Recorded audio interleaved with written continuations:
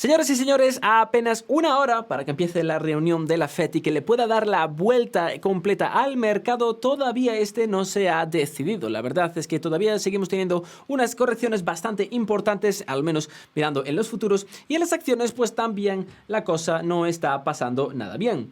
¿Qué nos podemos entonces esperar de esta reunión? No sé si os acordáis más o menos de este tipo de gráficos, porque esto va a ser también otra de las cosas claves que no acabábamos hablando. Como estáis observando, este gráfico o esta hoja que tenemos aquí no es de un documento solo. Este documento es de, digamos, el mes de septiembre. Normalmente la Fed, cuando se reúne, no suele emitir estos documentos a no ser que acabe y cierre un trimestre. El mismo, entonces, como vamos a poder observar, tenemos varias cosas. Y aquí siempre era lo que decimos, mira, teníamos la proyección de junio pasada, la proyección que tiene ahora de inflación en el 2021, en el 2022, 2023 y 2024. Es decir, aquí la Fed es donde empieza a hacer cálculo y un repaso de todo y hacia dónde cree que va a ir la economía y la inflación. Está hablando de una proyección. Este documento va a ser una de las cosas también más importantes junto a la verbosidad, es decir, con lo que diga exactamente la Fed, que el mercado va a prestar atención. Y sobre todo, y probablemente ya habéis escuchado hablar del mismo, este gráfico de puntos. Ojo con los puntos porque es muy, muy, muy importante. Aquí ahora mismo no tenemos ya otro documento o el documento del trimestre pasado con respecto a los puntos. Tenemos el de septiembre del 2022, no tenemos, disculpa, del 22 de septiembre del 2021, no tenemos el de mes de junio. Pero bueno, era una cosa bastante parecida. Simplemente, digamos que acababa pasándose. Teníamos aquí dos puntos y aquí un punto abajo, más o menos. No acababa cambiando mucho la cosa. Pero ¿qué nos podemos esperar ahora mismo? ¿Qué nos podemos esperar cuando la Fed anteriormente estaba diciendo, mira, nos imaginamos una inflación para el 2021 en general del 4,2% y estamos ahora mismo en una inflación del 6,8%. ¿Qué nos podemos esperar cuando la Fed se ha desviado de sus proyecciones de inflación en un 50%? Nos podemos esperar que la misma empiece a dibujar puntos por todas partes, pero sobre todo que empiece a dibujar puntos para el 2022 con subidas de más de 1% de tipos de interés. Esto sí que podría acabar provocando ciertas correcciones en el mercado, sí que podría acabar provocando ciertas tensiones en el mismo, o quizás no vamos a ver mucho cambio. La verdad es que no hay manera de saberlo. Lo único que sí podemos saber es que con una desviación del 50% de la inflación versus la inflación estimada por parte de la Fed, sí que la misma va a empezar a moverse de manera un tanto más agresiva. Lo primero entonces, como decíamos, que va a anunciar es el taper. Va a pasar de estos 15.000 millones de dólares a los 30.000 millones de dólares. Muy probablemente acabando el taper en marzo y subiendo la primera vez los tipos de interés en mayo-junio. Esto el mercado se lo espera. Si la reunión de la Fed, ojo lo que digo, si la reunión de la Fed se basa en esto y no hay nada más, los mercados van a estar súper tranquilos porque esto ya es lo que estaban telegrafiando, esto era ya lo que nos esperábamos. Si sin embargo habla algo de reducir el balance de la Fed, que es algo que vamos a ver ahora mismo y que antes o después, me imagino que acabará sucediendo, esperemos que me equivoque, pero antes o después creo que sí. O si empieza a hablar y en vez de acabar en marzo, quiere acabar en febrero o así, o si tan siquiera empezamos a ver puntos muy altos por aquí, por encima del 1%, creo que el mercado puede encontrarse con una desagradable sorpresa. Vamos entonces a echar un vistazo a efectivamente a lo que nos referíamos ahora. Vamos a echar un vistazo a lo que se está esperando del mercado. Si me pongo así, perfecto, lo podemos ver, ¿de acuerdo? Aquí tenemos un 1%, así que por abajo obviamente tenemos un 0,5%. Esto es lo que el mercado se está estimando, según Bloomberg, según analistas de Bloomberg que han hecho una encuesta, etcétera, etcétera. Como estamos viendo, acabando este 2021, bueno, efectivamente cero. En el 2022, en junio, tendremos la primera subida de tipos. En diciembre del 2022, la segunda. En junio del 2023, la tercera, o aproximadamente, obviamente, si cae en abril o mayo, no creo que haya mucho desastre.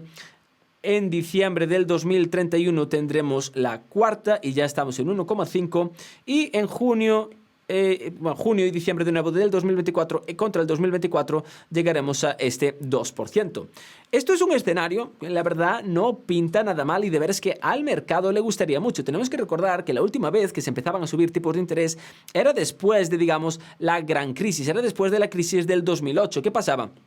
Llegaba el 2008 y digamos que teníamos la gran crisis, ahí nos recuperábamos, 2009, 2010, ya el mercado ya se había recuperado, etcétera, etcétera, empezamos a subir y de repente en el 2013, ojo que no esperamos nada de tiempo, esperamos 13 años, en el 2013 se empieza a subir los tipos de interés, se empieza con una subida en el 2013, llega otra en el 2014, fueron subiendo de una manera muy lenta, pero lo que quiero indicar con esto es que una subida de tipos de interés no equivale a un crash bolsa. Normalmente lo que equivale es que, como sabemos, el dinero futuro es más caro, por así decirlo, y las compañías conceptuales que basan sus múltiplos en beneficios del futuro, por ejemplo, que no tienen múltiplo de beneficio, tienen múltiplo de ventas, o ni tan siquiera tienen múltiplo de ventas, porque tan siquiera son proyectos. Estas compañías obviamente son las que más van a sufrir. Y no tenemos pocas, porque durante este 2020-2021 muchísimos IPOs y muchísimas SPACs han salido al mercado en busca de dinero fácil, porque obviamente había muchísimo dinero. ¿Y qué es eso de muchísimo dinero? Bueno, aquí lo tenemos entonces. Fijaros que vamos desde el 2008 al 2009. Esto era una de las primeras veces. Normalmente el balance de la FED es era muy poco importante. No se le prestaba prácticamente atención, simplemente se ponía ahí una vez a la semana una actualización y no había cambios, no se movía. ¿Pero qué pasó entre el 2008 y 2009? Bueno, que decidieron incrementar este balance de la FED. ¿Qué quiere decir? Que la FED empezó a hacer literalmente. Esto es lo que es incrementar el balance, ¿de acuerdo? Incrementamos la cantidad de dólares que tiene la FED, que luego obviamente los pone en bonos, en MBS, etcétera, etcétera. Bueno, ¿qué pasaba entonces durante el 2008, 2009, 2010, 2011? Y fijaros que en el 2013 acabaron. Estoy incluso dudando si la primera subida fue en el 2014 o en el 2013. Siempre me acabo confundiendo. Pudo haber bien sido en el 2014, entre el 2014 y el 2015, aquí mismo. Pero bueno, indistintamente, ¿qué pasó? Llegamos a un momento que fuimos de 1 trillón o 1 billón de dólares a un poco más de 4, es decir, nos multiplicamos por 4. Y digo, bueno, no está mal, ¿de acuerdo? No está mal. ¿Qué ha pasado ahora? Bueno, pues de 4 nos estamos yendo a 8 y probablemente acabemos alrededor de los 10. Así que bueno, nos hemos multiplicado por 2,5.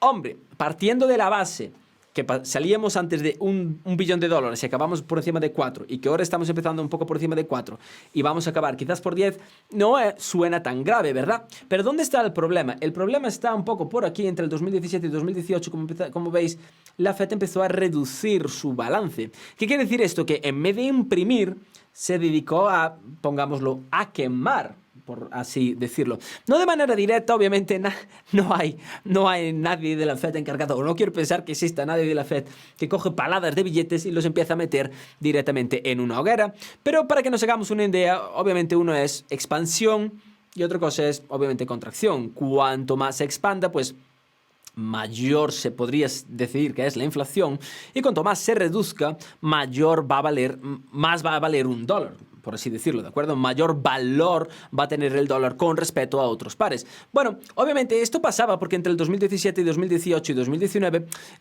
bueno, teníamos una economía bastante fuerte, y esto era, bueno, como sabemos, hasta entre el 2019 y 2020, que teníamos la situación, como estamos viendo, la zona está roja, y que saltábamos e imprimíamos una cantidad ingente de dólares. Obviamente, si solo decimos, mira, lo hemos multiplicado por 2,5, ¿de acuerdo? Y vamos a llegar a 10, no suena tan mal, pero bueno, si lo decimos, oye, prácticamente el 80% de los dólares, un 70 y largo por ciento de los dólares que existen a día de hoy se han imprimido durante los últimos 12, 18 meses, la cosa ya empieza a parecer mal. ¿Y qué quiere decir todo esto con el balance de la FED, etcétera, etcétera? Una cosa es digamos, una contracción económica, y la FED imprimiendo, haciendo brrr, pues obviamente ayuda a pasar ese bache. Esto antes o después vamos a tener que pagarlo, vamos a tener que reducirlo, por así decirlo. Y esto es uno de mis principales miedos, porque si en algún momento la FED, antes de junio del año que viene, empieza a hablar de reducir el balance. Fijaros que en la última vez tardamos muchísimo en reducir el balance, pero bueno, de la misma